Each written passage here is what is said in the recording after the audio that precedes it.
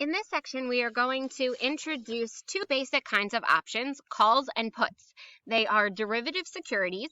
A derivative security means that it's a financial investment that derives its value from the value of an underlying asset.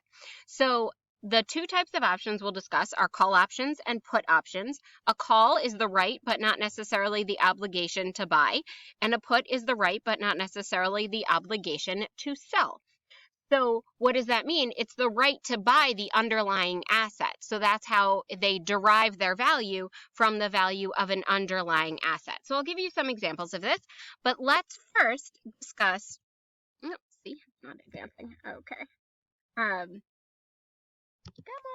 Let's first discuss the basic types of options. So in general, there's two categories of options, American and European. Most individual options on individual stocks in the U.S. are American. Currency options and currency options and index options are European. So what does it mean to be American versus European? American options can be exercised anytime up to and including maturity. European options can only be exercised at maturity. You can buy an option on a single stock or in a stock index. So you can buy an option on Apple, or you can buy an option on the S&P 500.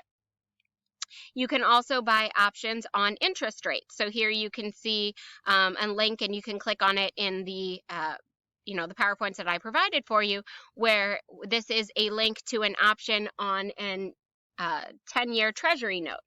So with these types of options, you benefit based on the price differential.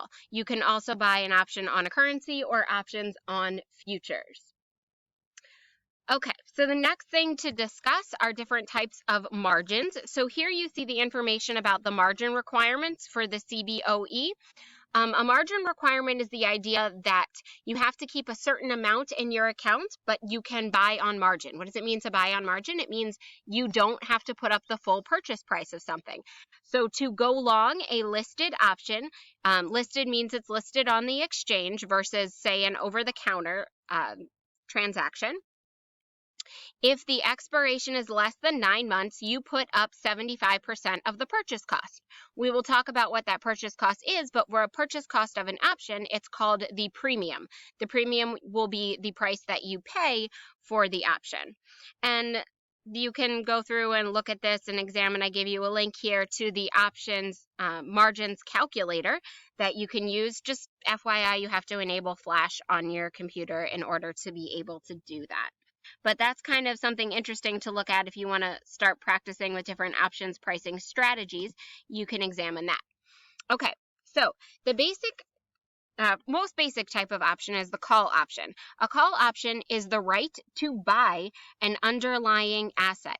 Now, I say right because you don't have to exercise the option. It's your choice. So an option is called an option because it's a choice to the option buyer or option purchaser. So a call option gives you the right to buy the underlying asset. So it's the right to buy at an exercise or strike price, which you could see here listed as K. The strike price in this case, in this picture down here, is $100. So this gives you the right to buy the option the right to buy the stock on or before the expiration date for $100. Now, how much did you pay for that? You paid $14. So $14 is the premium that you paid on the option. So if we look here, when the stock price is less than $100, well, why would I exercise my option? It wouldn't make any sense, right? The option's considered out of the money. So if the stock price is less than the strike price or exercise price, the option is out of the money because exercising it would cause you to lose money. Why would it cause me to lose money? Well, why would I buy the stock for $100 if I could turn around and sell it for less money? That doesn't make any sense, right? But anytime the stock price goes over $100, it's rational to exercise it. So it's quote unquote at the money at $100. When the stock price equals the strike price, the option is considered at the money. When the stock price is greater than the strike price, the for a call option, it's considered in the money. So when you are in the money, that means you would make money. So you're in the money anytime the stock price is above $100 because you have the right to buy at 100 and then turn around and sell at something higher. You don't actually make an economic profit, though, until you pass $114, which is the strike price plus the premium, and that's that profit line that you see down there. So you would rationally exercise an option anytime it's in the money because that $14 that you paid for that premium, that becomes a sunk cost. That's the amount that you paid for the right to buy at $100. So you don't consider that when making your decision about whether or not to execute. But you make an economic profit anytime your stock price goes above $114 in this case, or anytime it goes above the strike plus the premium. The next basic type of option to discuss is a put option. The put option gives you the right to sell at the pre-specified strike price on or before the expiration date, and you pay a premium P for that. So you can see in this case, the diagram doesn't specify the premium that was paid. But in this case, you are still at the money at $100 because that is your strike price.